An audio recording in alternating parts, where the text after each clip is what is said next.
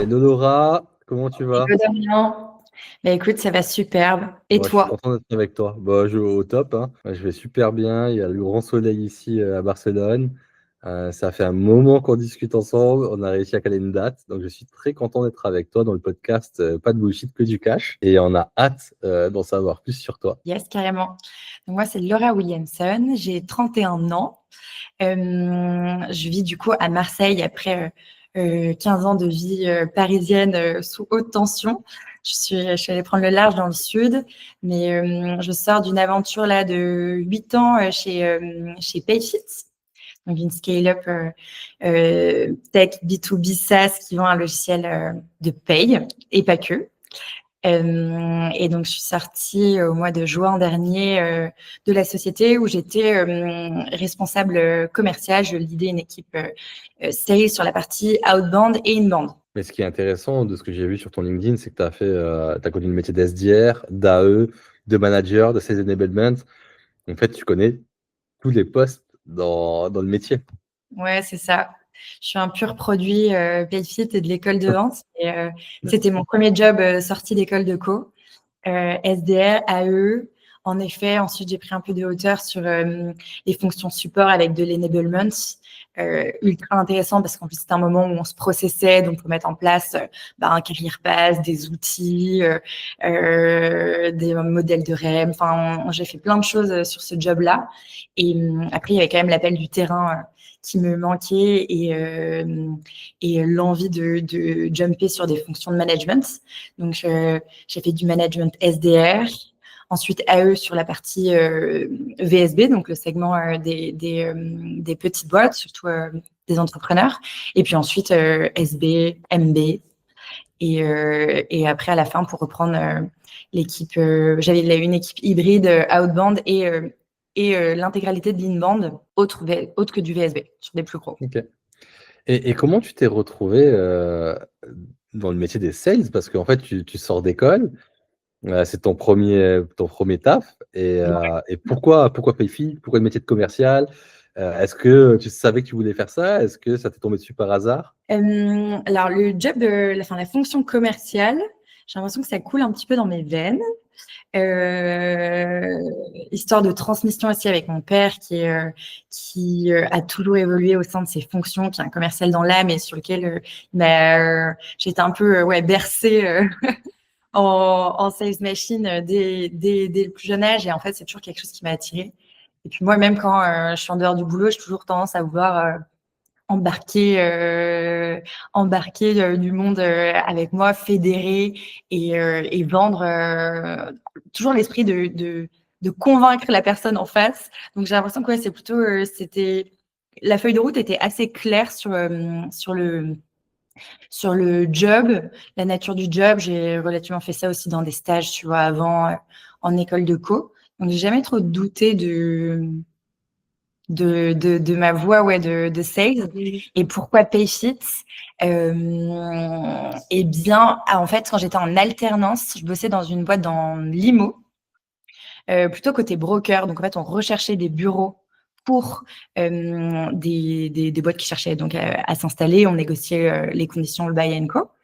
Et donc, en fait, j'avais co-installé Payfit dans des bureaux rue de Tocqueville. Et en fait, en installant cette boîte, j'ai adoré l'ADN. Ça m'a donné ultra envie de bosser en start-up. Et c'est comme ça que j'ai fini très rapidement par la fin de mon alternance postuler chez eux. Génial. Ben après, je vais te poser pas mal de questions sur le scope et les différentes missions que tu pouvais avoir. Mais avant ça, j'aimerais savoir une dernière chose sur toi. Est-ce que tu peux nous dire quelque chose d'inattendu ou qu'on ne connaît pas? Tu n'as jamais communiqué, qui te caractérise? Qui me caractérise? Peut-être que quelque chose que, en tout cas, tout le monde ne sait pas, malgré que si on me suit sur Instagram, ce sera rapidement visible. C'est que à côté de ma casquette, du coup, de commercial de la première heure, je suis également coach dans une structure qui s'appelle Dynamo. Donc, c'est du vélo indoor, inspiré d'un modèle plutôt américanisé, où en fait on pédale à la lueur de la bougie, donc dans le noir, sur le rythme de la musique, avec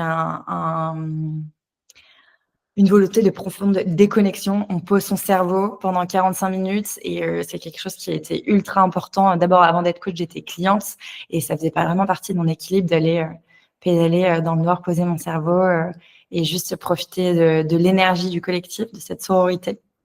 Donc, c'est quelque chose que je fais aujourd'hui à Marseille. C'est Voilà. génial. Et moi, j'ai jamais pratiqué, mais j'ai entendu que c'était intense. Et Ouais. quand tu es dans tes 45 minutes, est-ce que c'est Ouais. chacun son rythme ou en fait, est-ce que tu as différents niveaux, chacun s'adapte? C'est quoi le fonctionnement? Parce que toi, tu es coach, tu es là, tu mets l'ambiance, tu y vas, tu motives. Et après, derrière, les personnes, c'est chacun son rythme, ils ont un suivi, ils ont des objectifs. Ouais, alors on parle pas d'objectif, on parle plutôt de lâcher prise. On va pas parler de performance, mais plutôt de déconnexion, tu vois, et de dépassement de soi. Donc c'est pas du tout comme du RPM où tu parles de force, de puissance. Chez Dynamo, vraiment, on est on pédale dans la pénombre. Donc si tu veux pas être sur le rythme, en soi tu l'es pas. Maintenant, le Ok. but c'est que nous, en tant que coach, on prépare une playlist qui change à chaque session. Donc, elle est vraiment unique. Et l'idée, c'est que tu pédales en rythme avec la musique. Donc, sur chaque son, moi, je donne l'impulsion, en fait. Je veux dire, c'est droite, gauche, et tu cales tes jambes sur le rythme de la musique.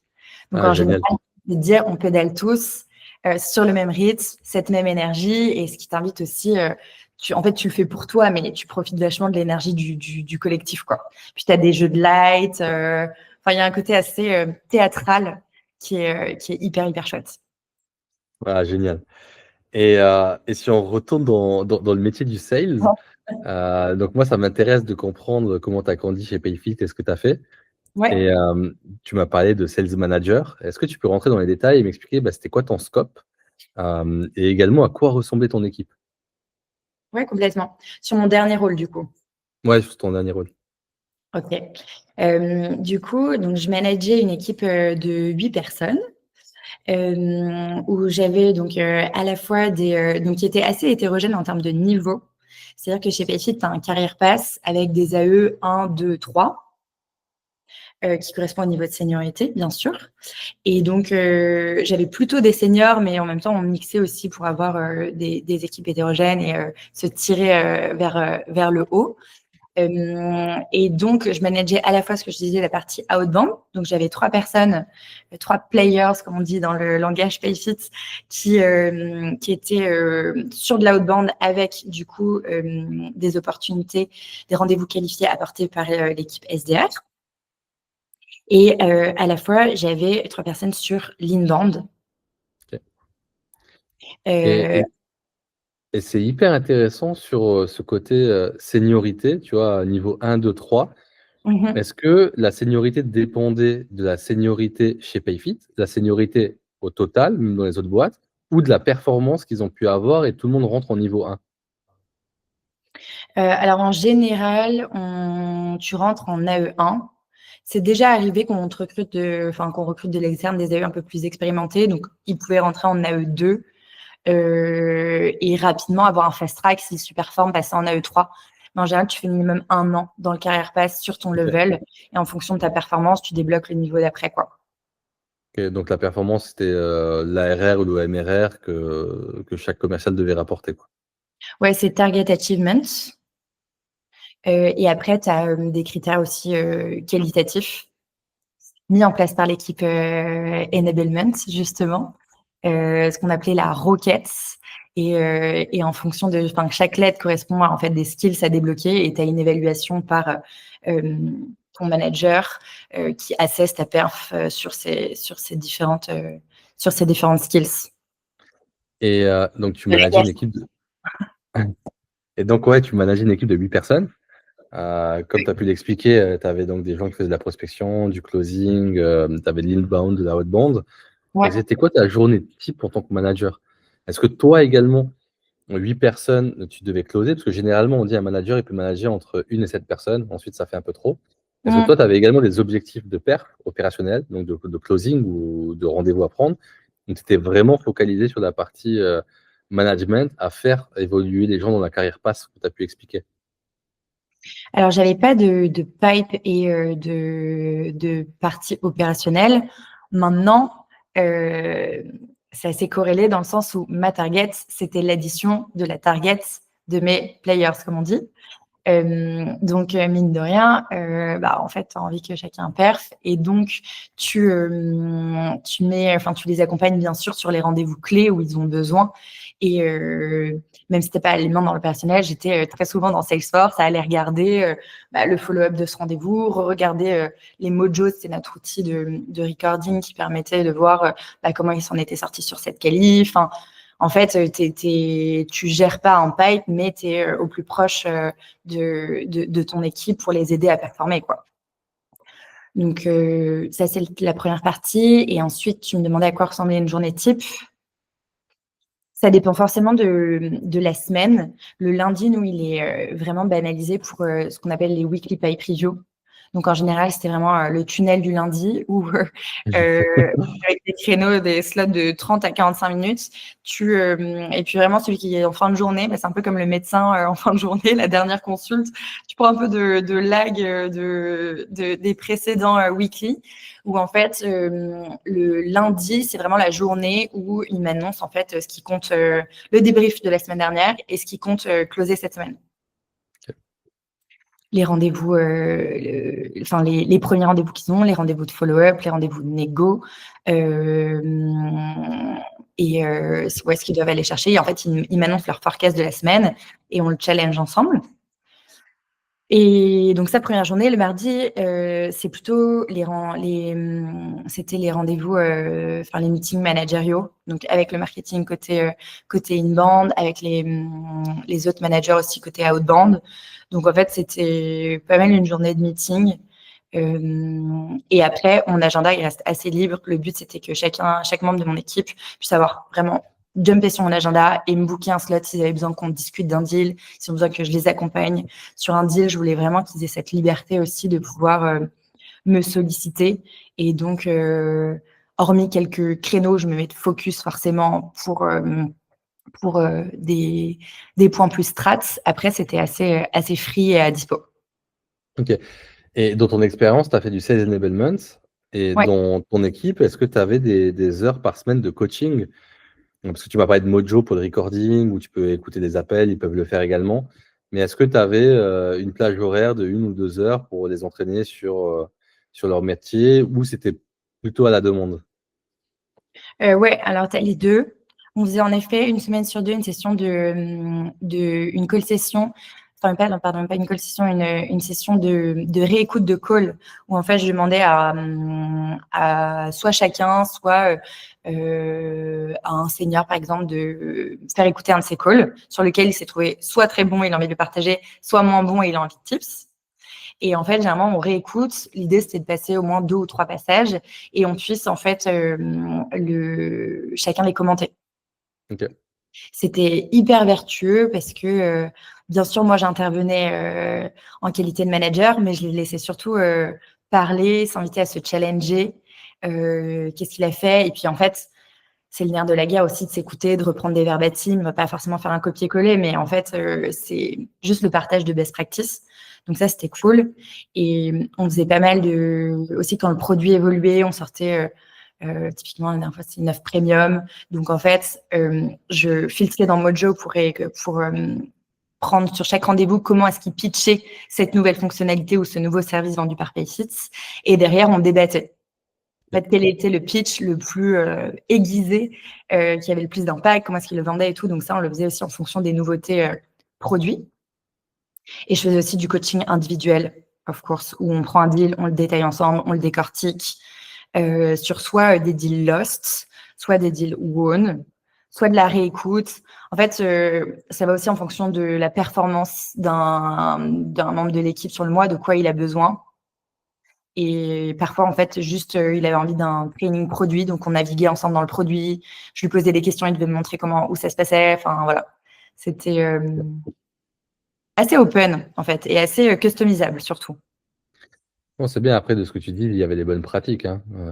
Si tu avais des slots déjà définis, une ouverture dans ton agenda, les calls déjà enregistrés, un coaching sur ce qu'ils ont réussi, ce qu'ils ont raté, une mise en place, une com.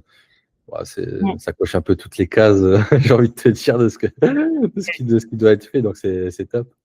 Et, Ouais. euh, et toi, tu étais omnibulé par quels KPIs? Parce qu'en fait, des KPIs, le métier de sales, t'en as plein. Mais Mm. qu'est-ce que toi, tu regardais et qui était super important pour toi, que tu devais atteindre? Bah, avant tout, la target, hein. Je vais pas te mentir, c'était, moi enfin, je savais les temps de passage, quoi. Donc, en fait, je savais exactement combien il nous restait à aller chercher, combien de jours ouvrés il restait dans le mois, et donc, en fait, je leur donnais toujours la cadence. Cette semaine, tu dois faire tant, sinon tu es en retard, quoi. Sachant que tu prends toujours un buffer avec tes deals qui vont glisser, tes deals qui vont pas s'onboarder aussi, puisqu'ils sont rémunérés si le deal va au bout, hein. Donc, c'était vraiment le nerf de la guerre. Après, j'avais quelques tocs, notamment sur le cleaning du CRM. Donc, tu vois, il y avait quelques KPIs qui me tiltaient bien. C'est dans Salesforce, tu as l'entête où tu mets en fait ta close date. Donc, quand est-ce que tu penses que ton deal va Ouais. sortir? Et c'est le nerf de la guerre, hein, la précision, c'est la science du sales. Donc, je détestais voir. J'avais un petit indicateur rouge qui me disait combien il y avait de deals avec des close dates dans le passé. Donc ça, généralement, une fois par semaine, je faisais un petit post, cleaning, tac, tac, tac, je te tag. Tu as tant de close dates dans le passé. En fait, Salesforce, c'est génial, c'est ultra customisable. Et moi, j'étais quand même assez possédée par par les petites alertes. Donc, je me faisais plein de reporting aussi, voir un deal, depuis combien de temps il n'a pas été touché. Pour moi, un deal qui n'a pas d'activité depuis 3 semaines, c'est juste pas possible.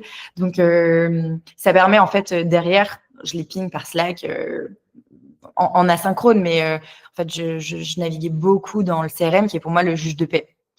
Derrière, ils peuvent avoir leur agenda. Je déteste qu'ils mettaient tous leur agenda était bombardé parce que en fait, ça devenait un outil de tasking. Et donc, mais pour moi, tout doit être dans Salesforce, calé. Et un autre truc que j'adorerais regarder, c'est les notes de qualif. Ok. Ta note de qualif, elle doit être pro. À la fin de ton rendez-vous, tu dois prendre le temps de le remettre au propre. Ça doit être carré sur les indicateurs. On utilisait la méthode MEDDIC. Et une question, si on focalise plutôt sur la partie prospection, donc sur l'outbound, pas l'inbound, est-ce que tu te rappelles les KPIs que tu demandais à ton équipe, tu vois, alors, toi, tu appelles ça les players, c'est ça, hein, Ouais. plutôt. Euh, Non, et, ok. et sinon, c'était des SDR ou des BDR? C'est des accounts exécutifs. Donc, Donc, c'était les on a AE aussi euh, qui. non, nous, on a une équipe de SDR qui fournit des rendez-vous qualifiés à mes sales, mes Ok. ex-sales. Donc, en revanche, ils avaient quand même, c'était au quarter, il fallait qu'ils fassent 15% de leur target via de la chasse. En fait, c'était comptabilisé dans les targets. Mais généralement, ça peut être aussi un ancien client qui te rappelle pour rajouter un établissement. Ou alors, en fait, moi, je les incitais énormément à faire du referral. Appelle tes clients, demande-leur de te filer la contact d'une boîte. Donc, c'était souvent comme ça, pas tellement de la protection cold calling comme le font les SDR qui sont des vrais spécialistes, en fait, en la matière. Chez Petit, c'est vrai que c'est plutôt siloté entre SDR et qui font vraiment le relais aux AE. Et donc, tu as tout l'enjeu du management aussi, de la fluidité entre ces deux équipes. C'est un bon challenge. Et toi, tu as aussi été SDR manager.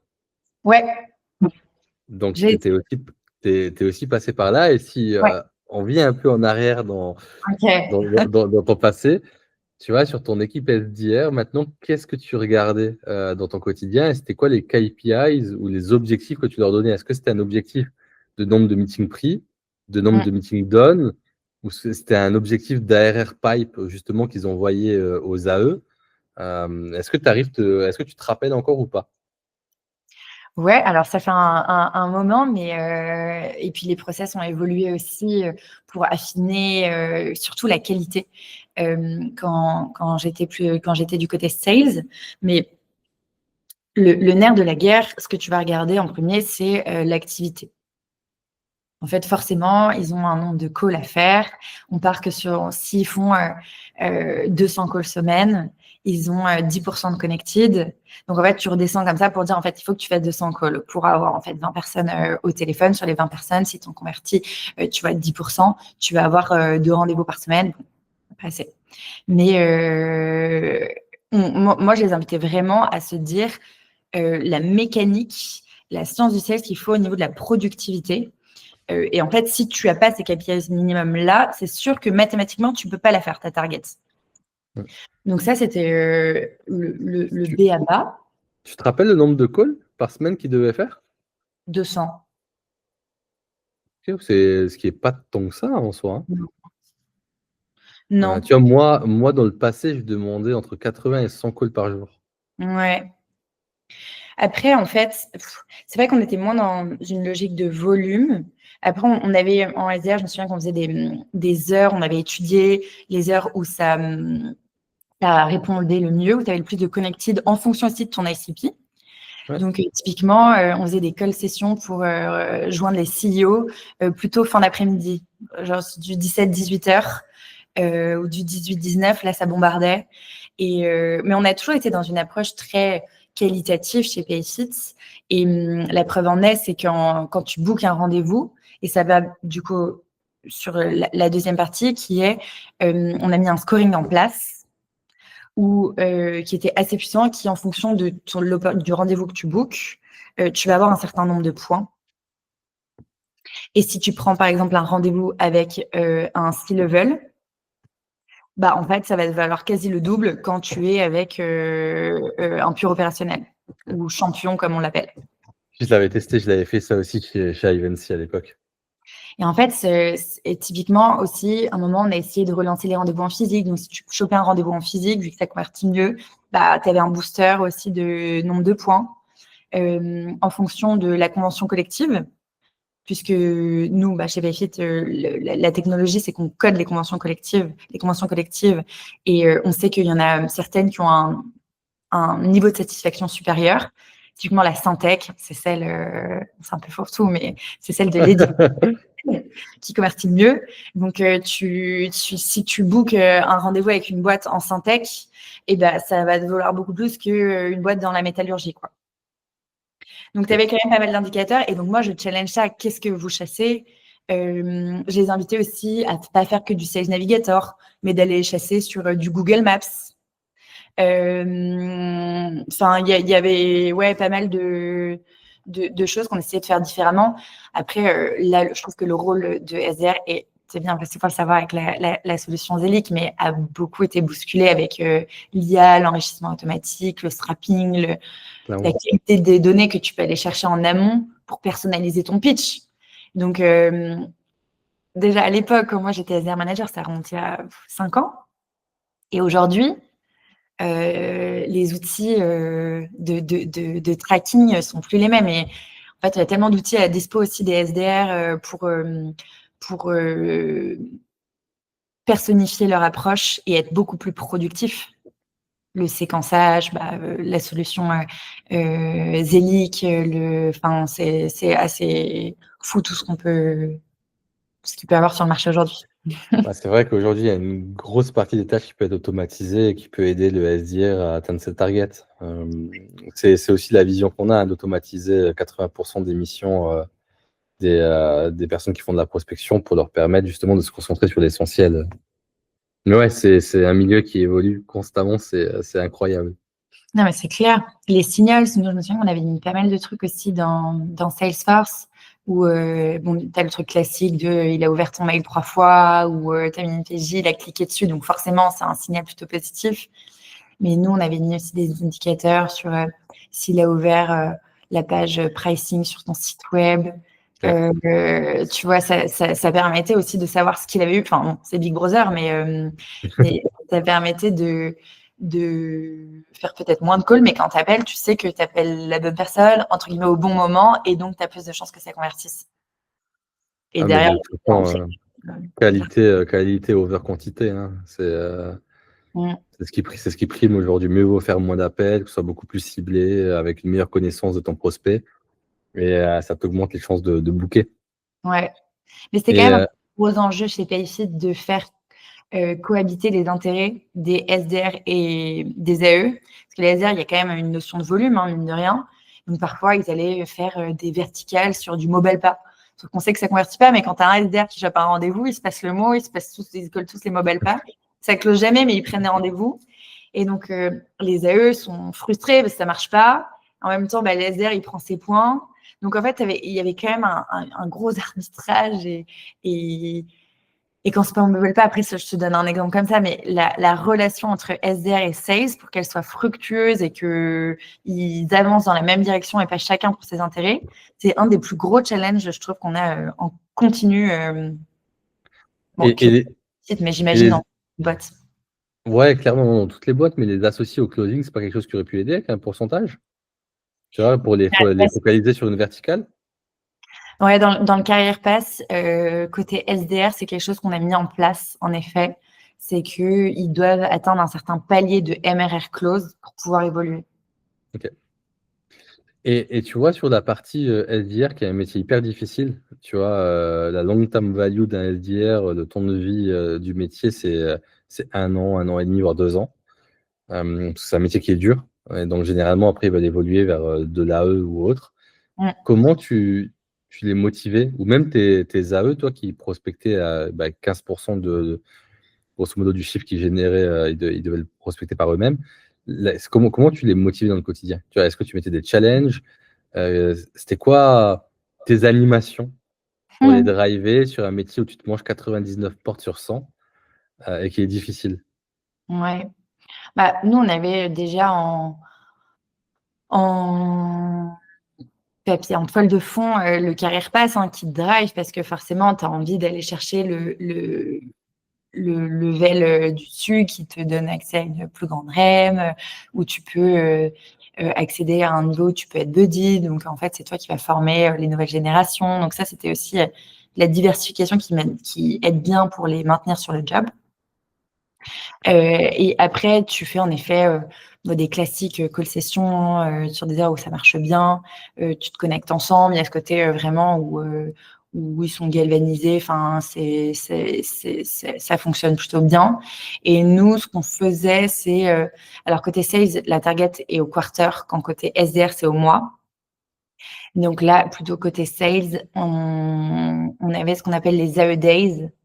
Donc, à la fin du mois, quand c'est vraiment le money time, on faisait 3 jours où tout le monde est au bureau. Généralement, tu as un thème. Donc, on a fait casino, on a fait plein de trucs où tu as un déjeuner tous ensemble. On peut être déguisé. On faisait généralement un jeu. Donc, la dernière que j'ai organisée, j'avais fait une pêche au canard. À chaque fois Génial. closaient, ils avaient le droit d'aller. Donc, j'avais fait venir vraiment une pêche au canard dans les bureaux.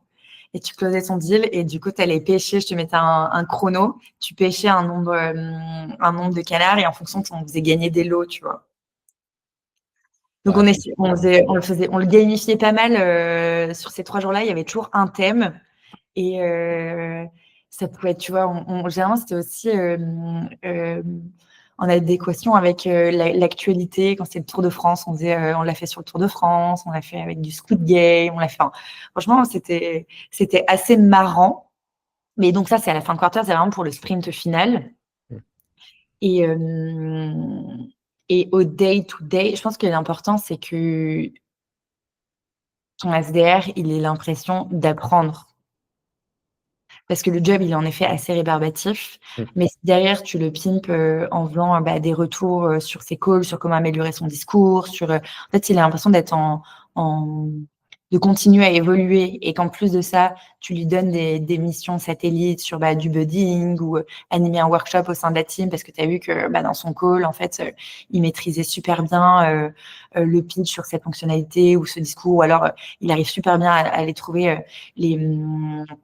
les critères de décision. En fait, propose-lui d'animer un atelier auprès des autres membres. En fait, tu les sauces, hein, ça les fait mousser. Et c'est aussi comme ça que tu arrives à faire de la rétention de talent. Après, un job de sales, c'est ce qu'on nous on appelle aussi, c'est des tilters. Ils sont tout le temps en tilt, ils sont tout le temps en train on a tout le temps envie on tilte sur l'attribution parce qu'on a le pote, il a eu une meilleure démo, un meilleur rendez-vous qualifié que soi, puis on a envie de passer à l'étape d'après. Donc c'est le rôle du manager de les inviter aussi à temporiser, à se remettre en question et à garder la grinta, quoi.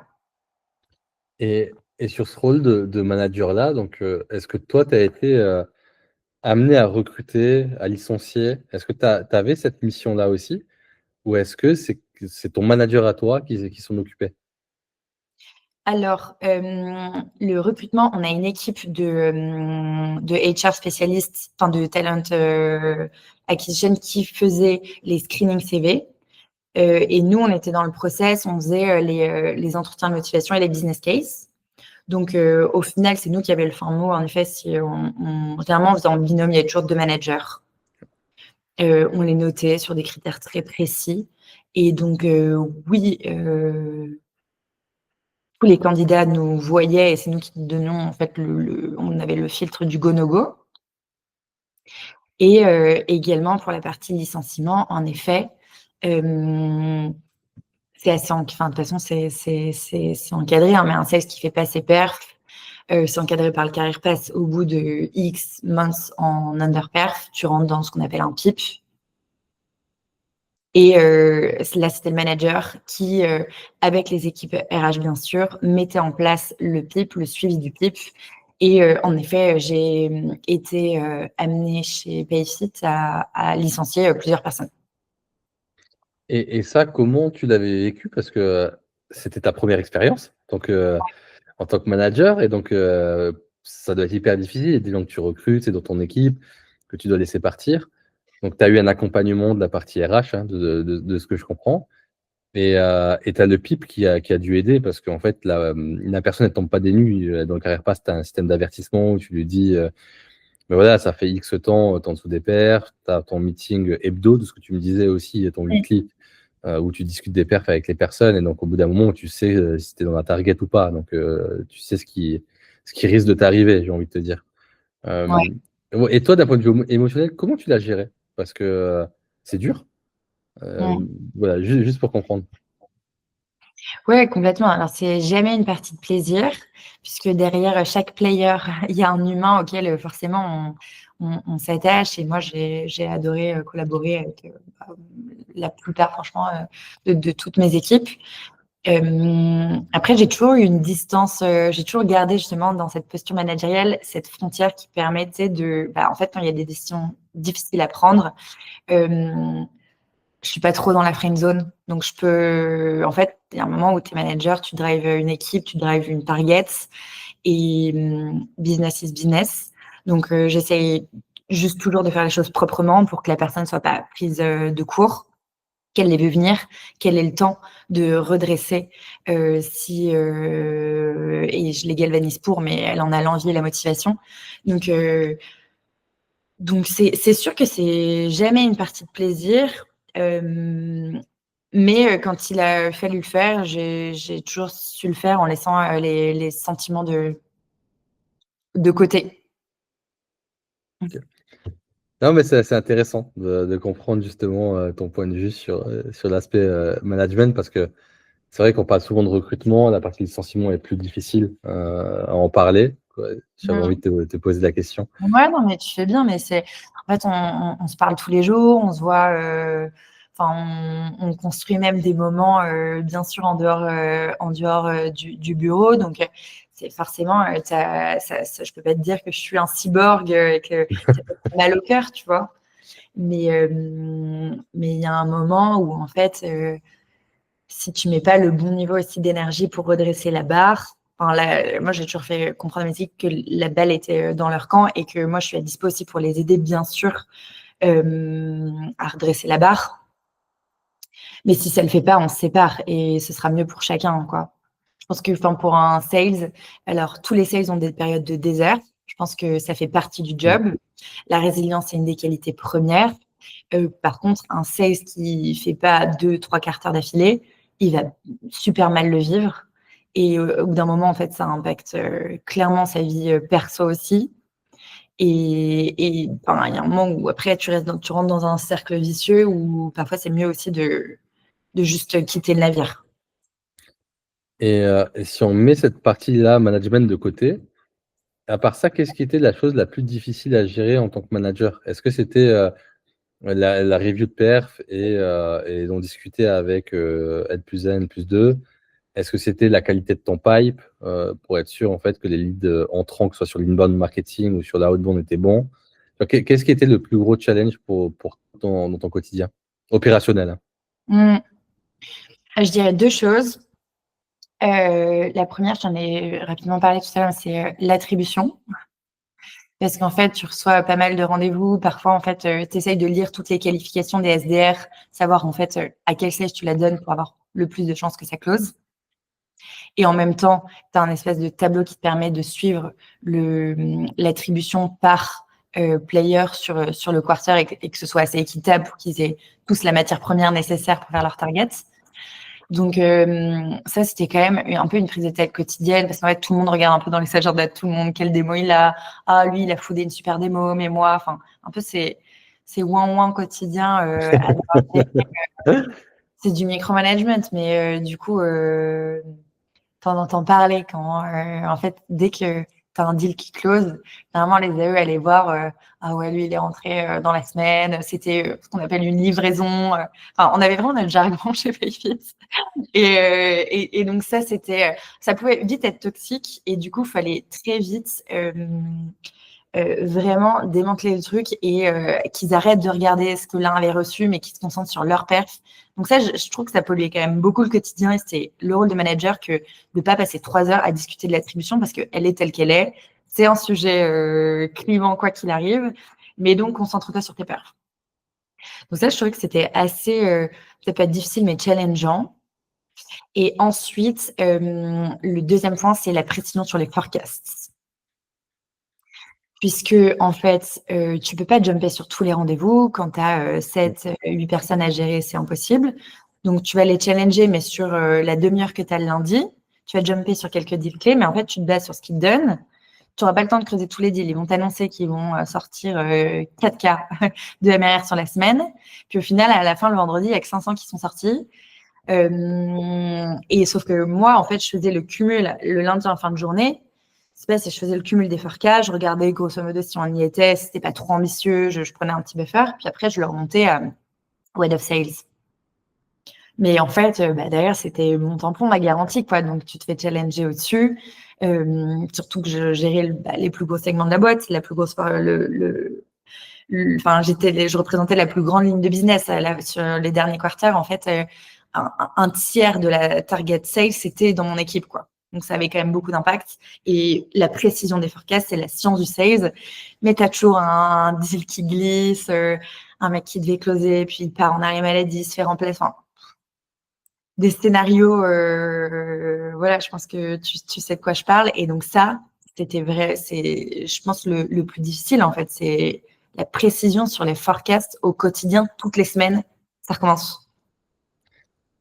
Clairement. Et j'aimerais te mettre dans la peau d'une entrepreneuse. Tu te lances, tu Mhm. lances ta boîte.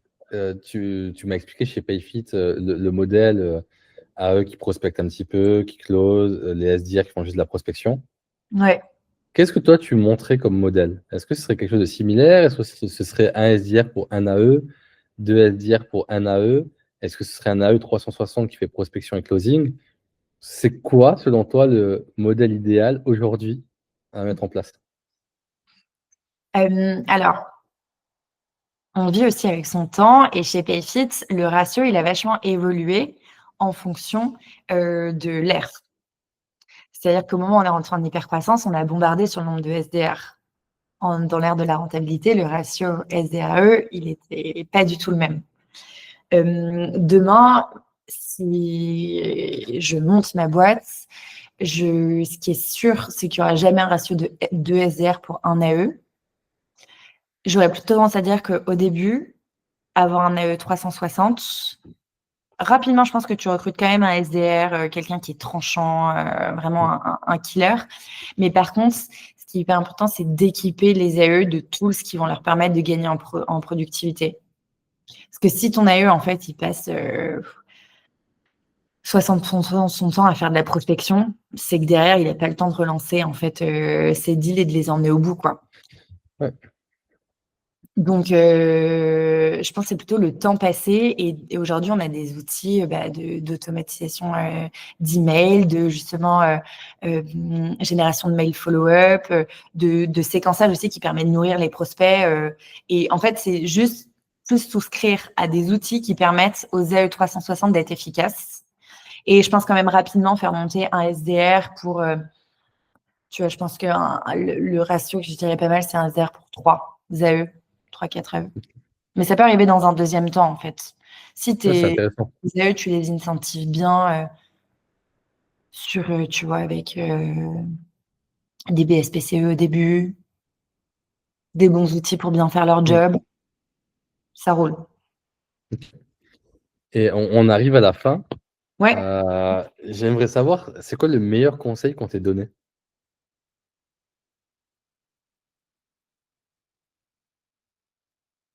tu me poses une colle.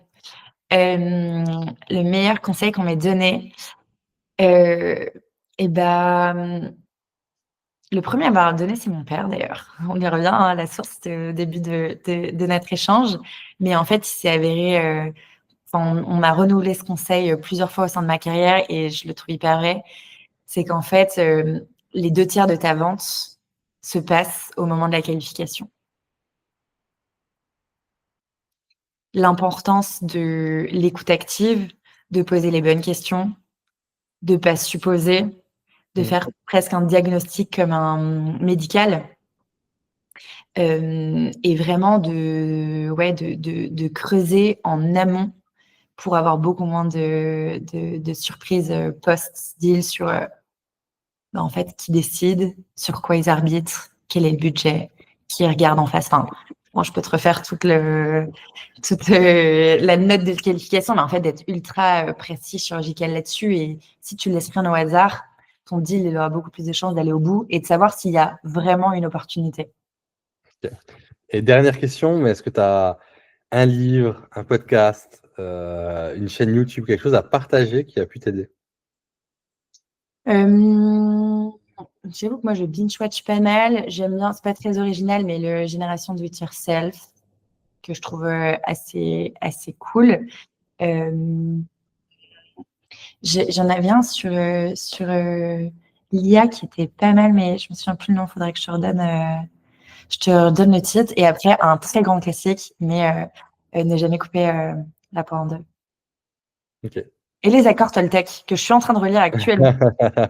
Et mine de rien, les accords Toltec, rien que je t'en donne un, mais ne jamais supposer.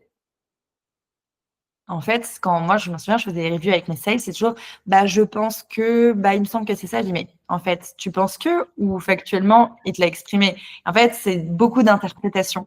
Donc, en fait, les accords Toltec permettent aussi de remettre l'église au milieu du village sur l'interprétation qu'on peut avoir en tant que sales, alors que, en fait,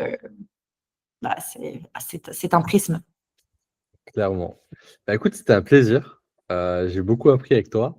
J'ai passé un bon moment et j'espère que toi aussi et que les gens de la chaîne aussi. Ouais, merci beaucoup Dorian pour l'invitation. C'était hyper chouette d'échanger, de remettre les pieds dans le monde de Sales Tech que j'ai mis en pause il y a quelques mois. Mais merci beaucoup pour l'invitation. Bravo pour cette chaîne et tout ce que tu fais à côté de ta grande casquette d'entrepreneur. Et à très vite. À très vite.